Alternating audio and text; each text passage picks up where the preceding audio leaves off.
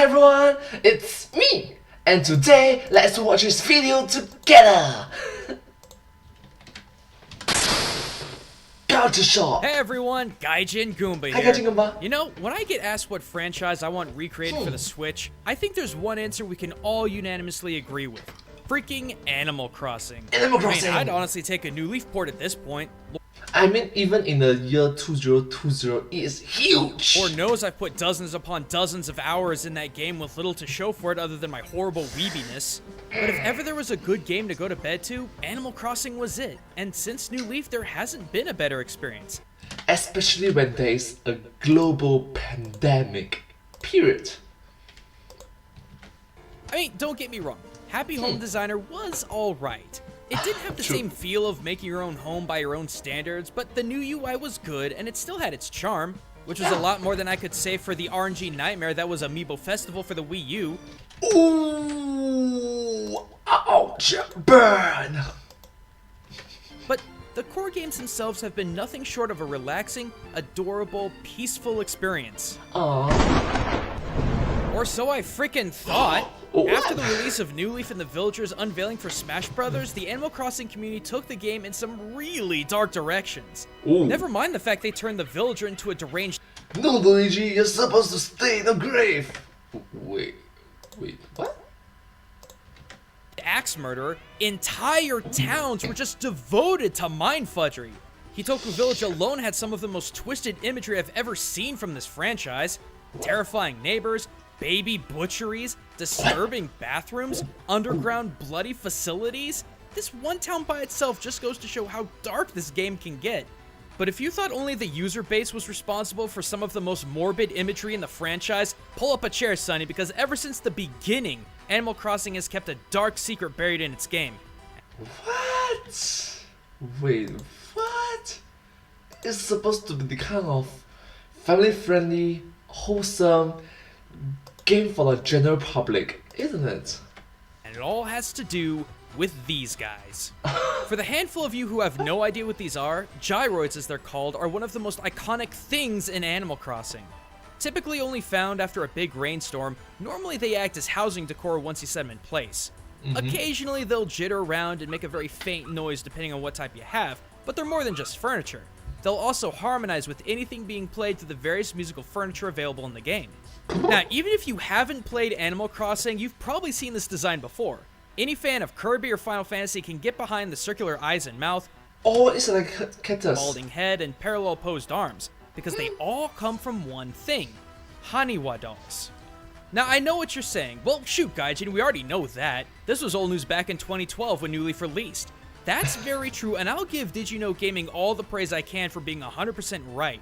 However, there's an even more sinister truth behind the gyroids that's been omitted that is much, much worse than simply grave robbing. But to understand that, we gotta break down everything about these innocent little statues, cause good holy lord do they have some dark origins. Haniwa, literally meaning clay ring, are unglazed earth and hollow sculptures that were heavily used during the 𝐂𝐫𝐵 period in Japan between 2050 and 538 CE. Wow, literally millenniums ago.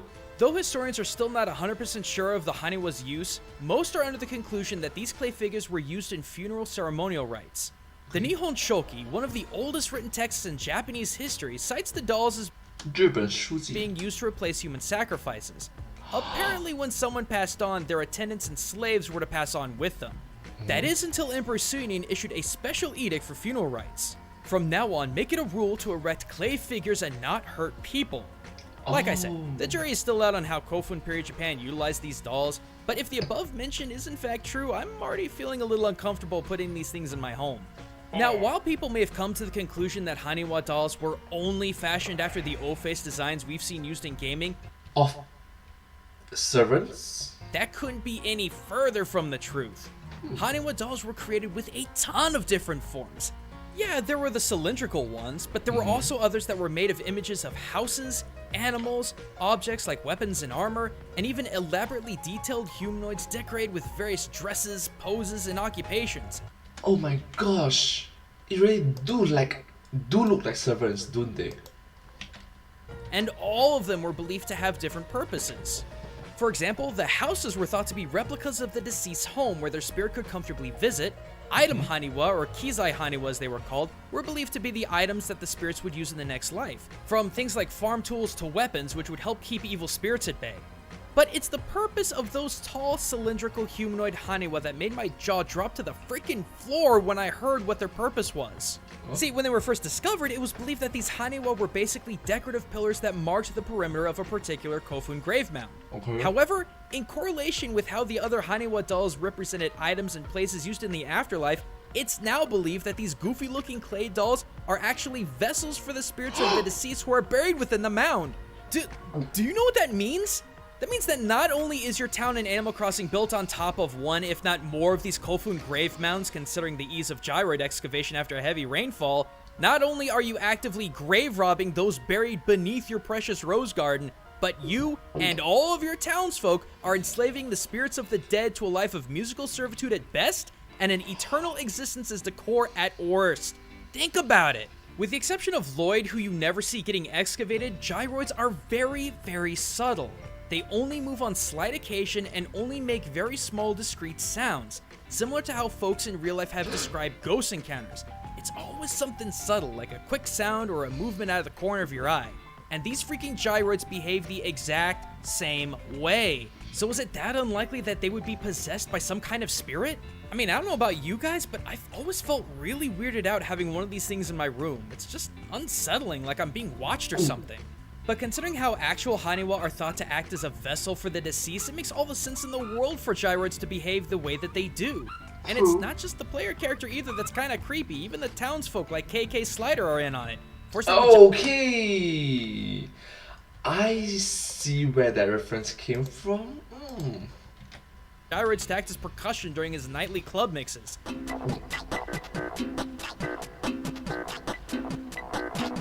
God, I thought the villager was bad. I don't know, guys. You can believe what you want, but I think I'm going to steer clear of those ground sphincters from here on in.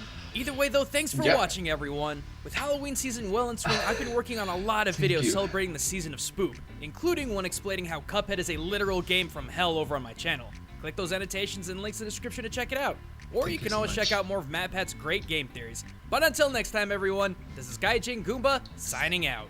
Thank you so much for watching this video. I hope that this video has been very interesting and special to watch. And if you do like this video, please remember to like, share and subscribe to my channel, and comment down below if you have anything to share with us. Do remember to follow my channel and hope to see you in my next video. But hey, that's just a game exchange, culture shock. Thanks for watching. Thank you.